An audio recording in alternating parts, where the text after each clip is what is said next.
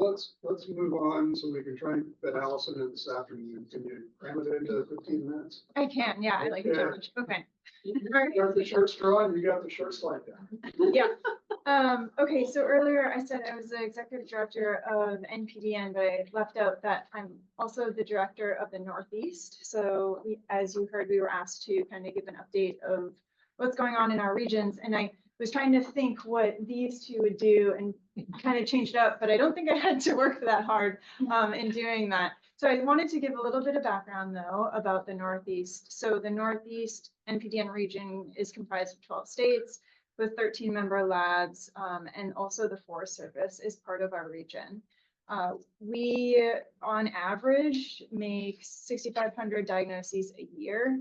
And then our region's really close knit. So we meet over Zoom once a month to talk about new emerging diseases or challenging diseases. As we heard from K-State, you know, they got a phone call. That's kind of what this is what we do, because we see so many different odd, weird things that we have to call a friend often.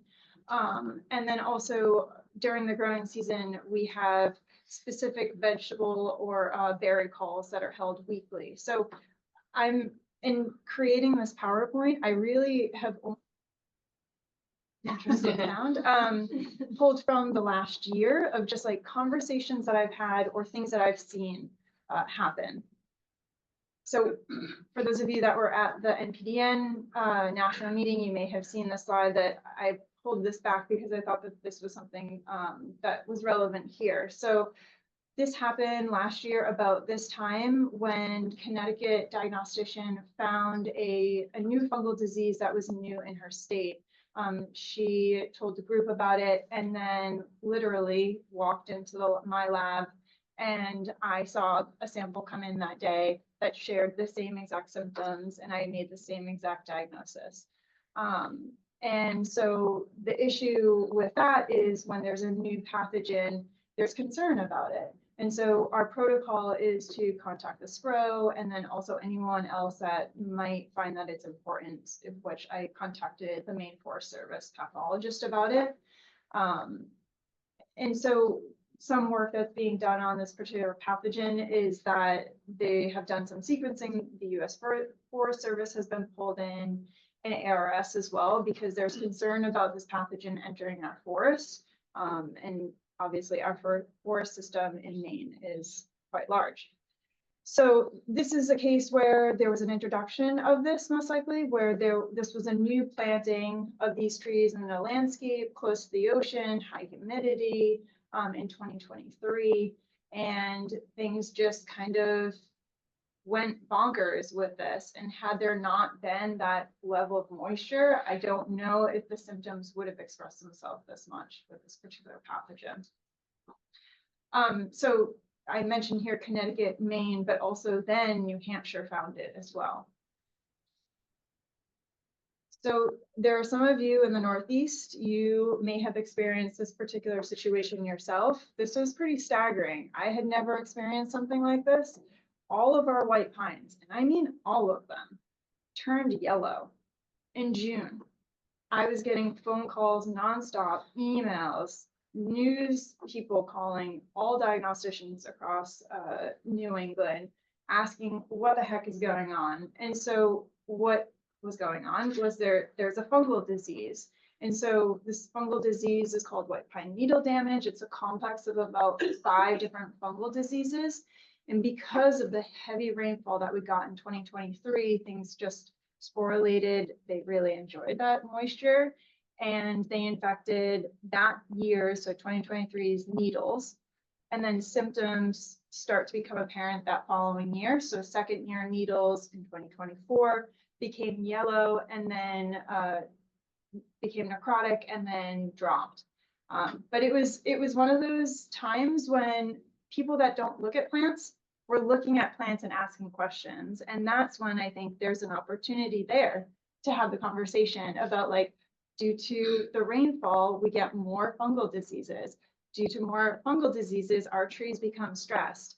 And really, I think, you know, all today we've kind of been dancing around this, but sometimes I feel that I am seeing, so I've been in my current position for about 7 years, and I am seeing from the time that I started to now that plants are just so stressed, more stressed than 7 years ago when I came in.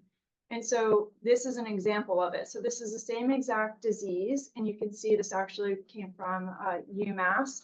And so this was a tree in 2009, there was a heavy rainfall event. And then after that, because of the needle cast disease, the growth of that tree was reduced. So you can see the impact just from that 1 year. And I'm sure we'll see this again next June, that second year growth again is dropping. So now we have 2 years of needle drop. So that's really affecting our trees. That makes me sad. Yeah, yeah. I was hoping that on my walk here this morning, I would see a spruce with this disease that I could then tell you to go look at. But I only came across one, and it didn't have it, surprisingly. So I generally try to not leave the lab during the growing season because that's never good. But my arm was twisted this year, and I did a Christmas tree field day where I talked about needle cast diseases. That photo to the right is a photo from that particular field day. And so there were many Christmas tree growers there from Maine. And I basically introduced them to what needle diseases were. They weren't really all that familiar with them. But once I started showing them what rhizosphere needle cast looks like and all these other ones, and showing them right there in that field, this is what it looks like, this is what will happen, the conversation shifted. They realized they have it. And I can personally say that the Christmas trees in Maine, if you purchase one, if you purchase it early enough, you will not have needles on your tree come Christmas time. And the practice in Maine is that they've never spray fungicides. They spray insecticides, but they have never had to spray fungicides before. And now people are forced that they have to be spraying these. Some of them have started, but now there's going to likely be a big push in that direction now that they know what they're actually dealing with. And I added that photo to the left because if you're in New England, all of the blue spruces look like this. I tell everyone not to buy them, and this is because needle cast diseases, and they're pretty. Every tree has it, every single spruce. And so obviously for growers that have been around for 30 years, something is changing. I'll just leave it at that. And so I think this is even my last slide, but I've also experienced a number of times where I make a diagnosis where the primary pathogen in literature is listed as a minor pathogen. And I think that in the last couple of years, there has been the shift, at least in the Northeast, where these minor pests are big tough guys now because the climate is conducive to them, or they're getting a head start or something like that. I listed just a couple here, but hearing all of these today, I started thinking about more. Cladosporium leaf spot on spinach. You can see the symptoms there that it does to spinach, and there's hardly any literature out there. And so for me as the primary diagnostician, and I make this diagnosis, I then have to, I wish my job was just make the diagnosis and walk away, right? Because that's the fun part. But I have to give a management recommendation. And that means I have to have a pesticide label that has the host on it and the pathogen on it. And for these minor pests, those aren't available. That's incredibly challenging for my job, especially when you have a lot of organic growers that you work with, which I also do. And then we don't have efficacy trials. So this is labeled. Does it work? I have no idea.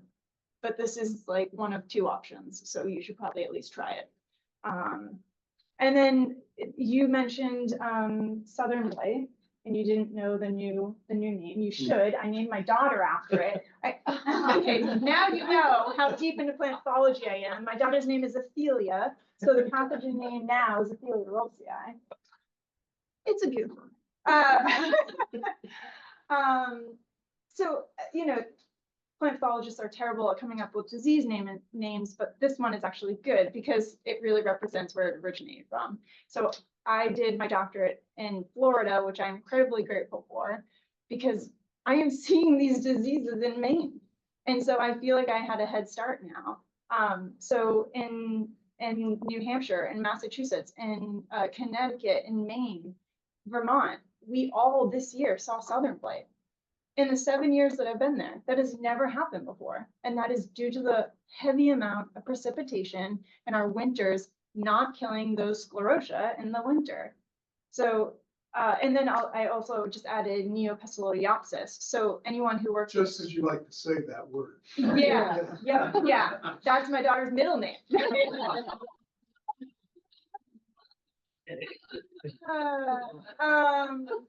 Anyone who works with strawberry growers will learn this name because this is a pathogen, a fungal pathogen that is wiping out acres and acres of strawberries. I farmed strawberries and they die from a lot of things, but this is one that they will definitely encounter. And again, this is one this year we found in all New England states. And that I won't get into that, but there's even more challenges with that particular pathogen. So yeah, I think, did I do that? Did I do it in the time? Look at that, I have time to spare. Got it.